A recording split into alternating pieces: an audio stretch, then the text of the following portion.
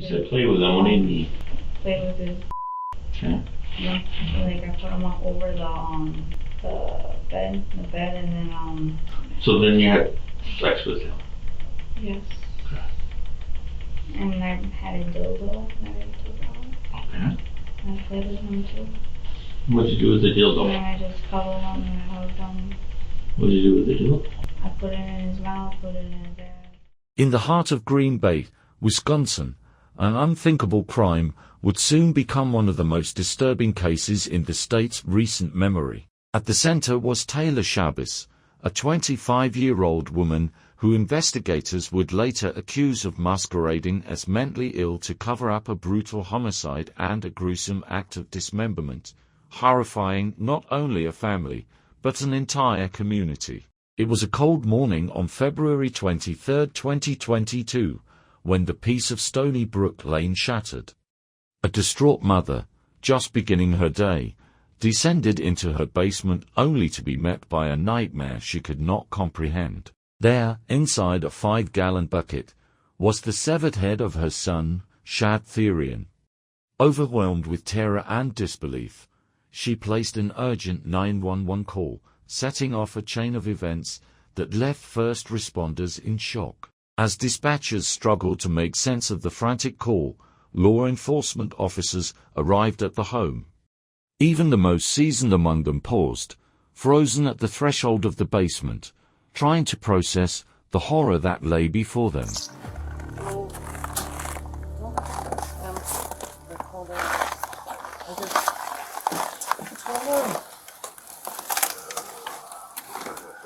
Did you both see this? I opened the towel, I picked up the towel and dropped it because I don't know what it is, man. I have bad vision, and she's like, is that what I think it is? And I'm like, I don't know what Do you want to just stay with those two? I'll just go see what. Yeah. So, well, Where's it at? go right there. Look right, there's a bucket with a towel on it. I went down there because I had the door. Just keep an eye on those two.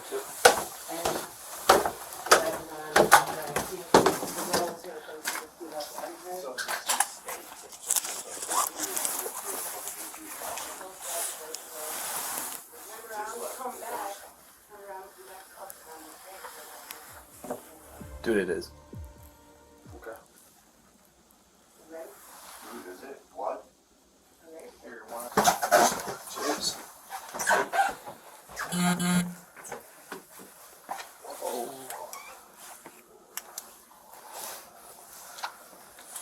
Confirmation came quickly. There was a real human head in that bucket, and with it, the sickening realization that further tragedy awaited in the house. Shad Thyrion, just 24 years old, had been slaughtered and dismembered, his body mutilated and scattered. The investigation soon led police to Taylor Shabbus, a woman known to the victim, described by some as his ex-girlfriend or close companion. Shabbus was located at a nearby apartment, where officers noted what appeared to be blood on her hands. Police quickly placed Shabbus under arrest, and what followed was a chilling series of interrogations. Hey, is this blood? Does this look like blood to you? Or am I just tripping? Bloody footprint? You see this right here? Could possibly be blood. No footprints on the passenger side.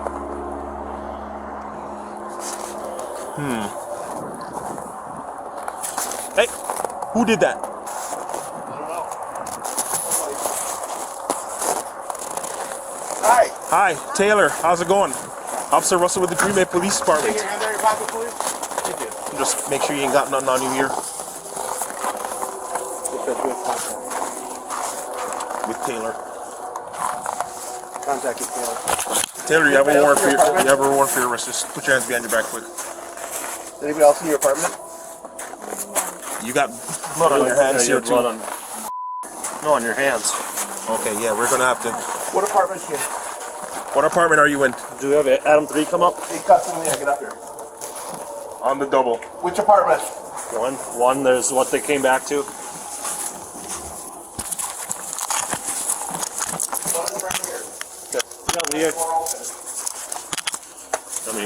Yeah, go. Guys, hurry up and get here now.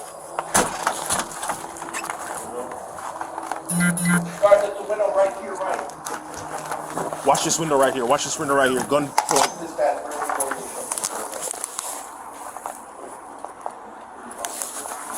Go in here.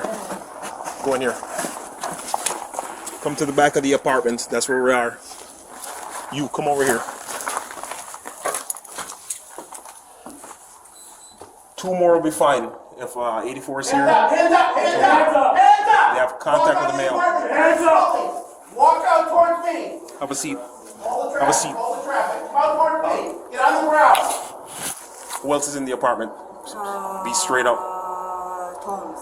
Tomes? Who else? Just Tomes? Is he armed? Nobody's armed? Nobody's armed. You sure? I'm sure. Green Mountain Police! If anybody's in here, announce yourself now! Go ahead. At first, she denied any involvement, but under questioning, her bizarre and deeply unsettling confessions began to emerge. She described a night spent with Shad involving drug use and dangerous sexual games, using a chain as a prop. Shabbus claimed she simply blacked out during the fatal act, professing no clear intent to kill. Yet, her explanations became eerily graphic, admitting to strangling Shad with the chain, holding him even as his face went purple, and failing to stop even as he struggled to breathe, and eventually died.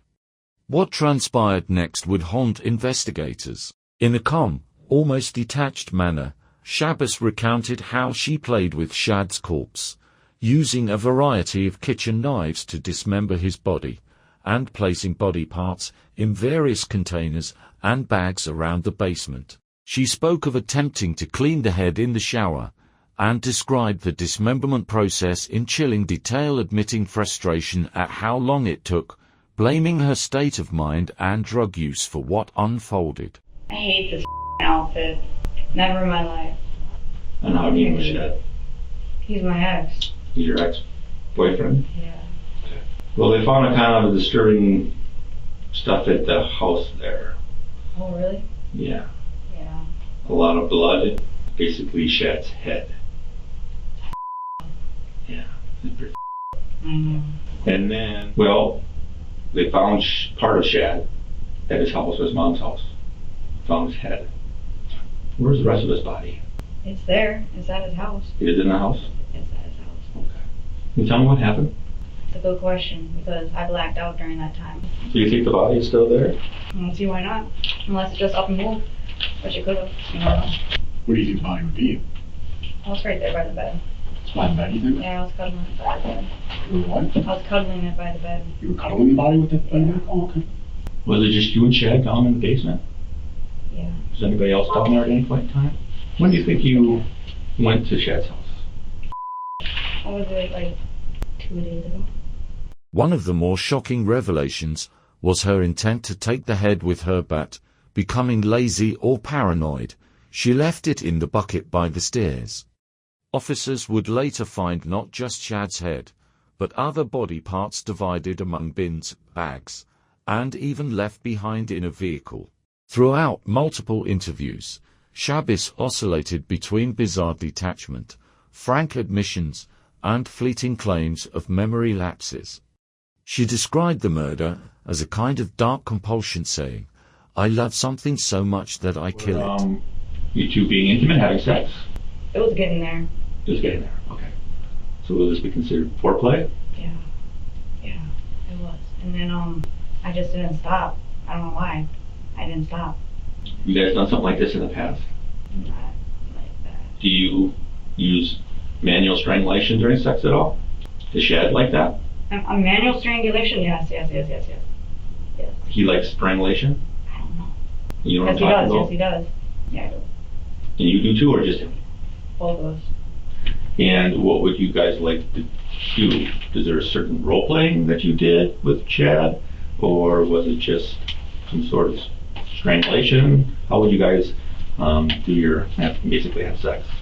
But does anybody like strangle the other person? I like doing that a lot. All right, so you like being strangled, like having your airway, or do you like doing it to somebody else? I like doing it to somebody else. Does Shad like to be strangled during sex? I have no idea. I think so. Have you done it before? The case went to trial on 3 major charges: first-degree intentional homicide, mutilating a corpse, and third-degree sexual assault. During the proceedings, Shabbus lashed out violently at her defense attorneys, prompting a string of withdrawals from her legal team and further delays. Her legal defense centered on a plea of not guilty by reason of insanity, but the evidence and Shabbus' own words painted a stark picture.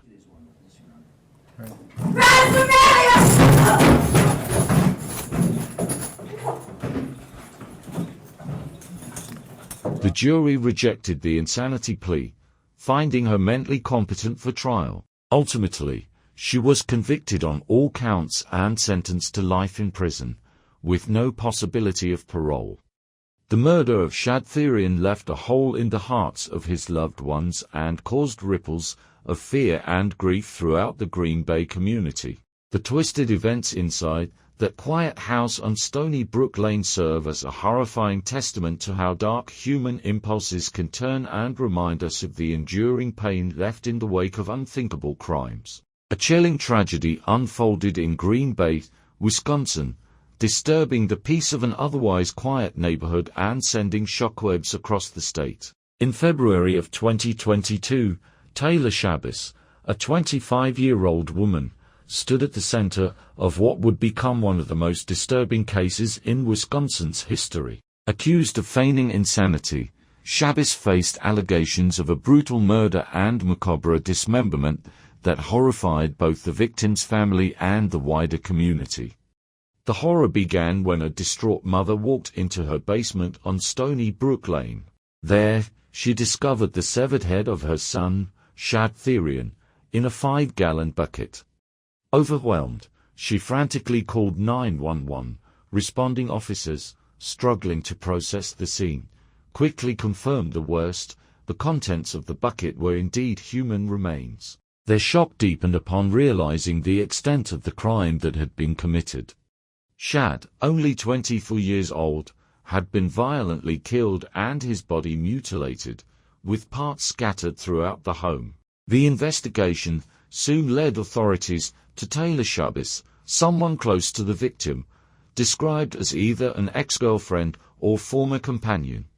Police found Shabbus at a nearby apartment, where she appeared to have blood on her hands, and swiftly took her into custody. During the subsequent interrogations, Shabbus repeatedly denied responsibility, but gradually revealed disturbing details about the events. She described a night marked by drug use and risky sexual practices involving a metal chain, claiming to have blacked out during the course of the fatal act.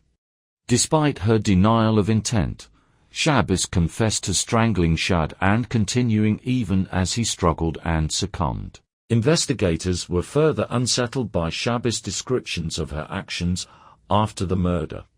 With an eerie calm, she detailed how she used kitchen knives to dismember Shad's body and distributed the remains among containers throughout the basement. She recounted her attempt to clean the severed head and expressed regret at not taking it with her when she left, admitting her actions were influenced by paranoia and exhaustion. Throughout numerous interviews, Shabbus alternated between flat admissions and fragmented recall, sometimes claiming the killing was a compulsion driven by overwhelming emotion. Ultimately, the gruesome case went to trial, where Shabbus faced charges of first-degree intentional homicide, corpse mutilation, and third-degree sexual assault. Her unpredictable behavior in court, including violent outbursts against her own attorneys, led to delays and changes in her legal representation. While her defense argued insanity, both the jury and evidence contradicted the claim. Shabbus was found mentally competent, convicted on all counts, and sentenced to life imprisonment with no possibility of parole. The brutal murder of Shad Thyrion left his family and the Green Bay community reeling, reminding all of the devastating consequences of unchecked violence and the darkness that can reside within. Did you cut it, or did you remove his arms? Yeah. Okay, can you show me where you would cut on the arms?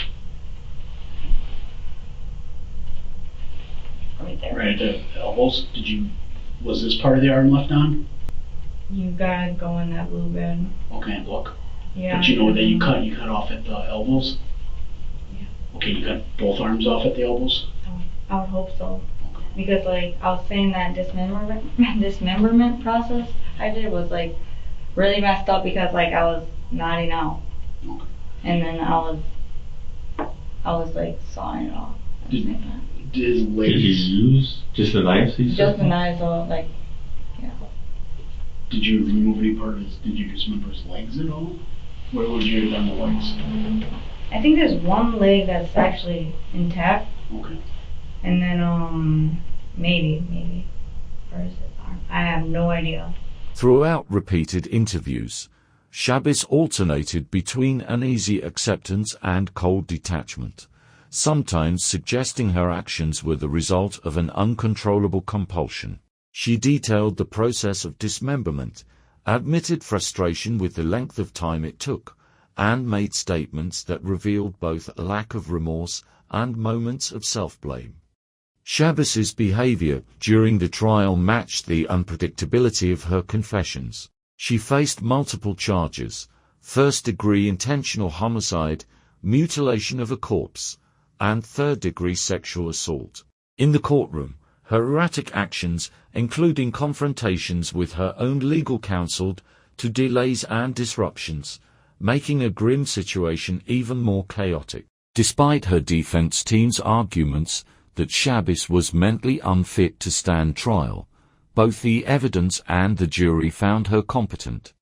She was convicted on all counts and sentenced to life in prison, without the possibility of parole. Shad Thyrion's murder left an enduring wound in his family and the Green Bay community, a stark reminder of the devastating consequences of unchecked violence and the darkness that can haunt human nature.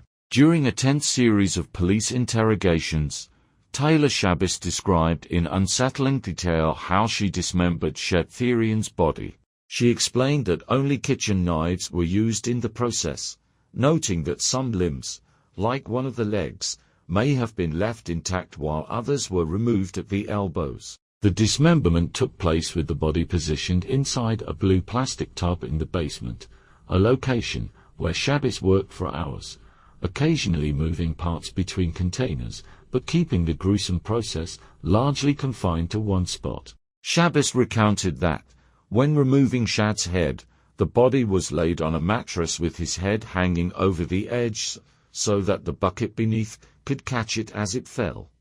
Blood was said to have soaked into the sheets, evidence of the violence that took place in the basement. Organs were methodically separated and placed into individual plastic bags, described as common shopping bags, and left for authorities to find.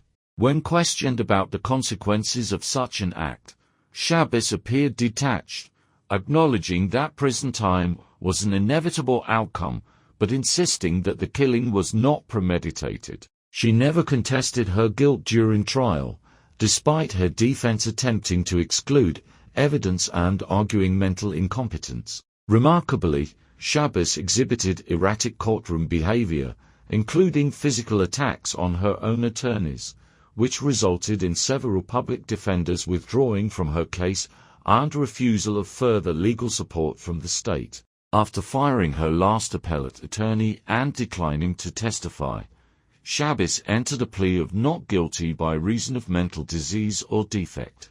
The jury, however, found her mentally competent, convicted her on all charges, and sentenced her to life in prison with no possibility of parole. The trial lasted 5 days, leaving lasting shock and sorrow in its wake for the victim's family and the Green Bay community. Thank you for watching this in-depth look at one of Wisconsin's most chilling cases. If you found this documentary insightful, don't forget to like the video, subscribe to the channel for more true crime stories, and turn on notifications so you never miss an update. Your support helps us continue to bring you detailed investigations and exclusive content. Stay safe and see you in the next one.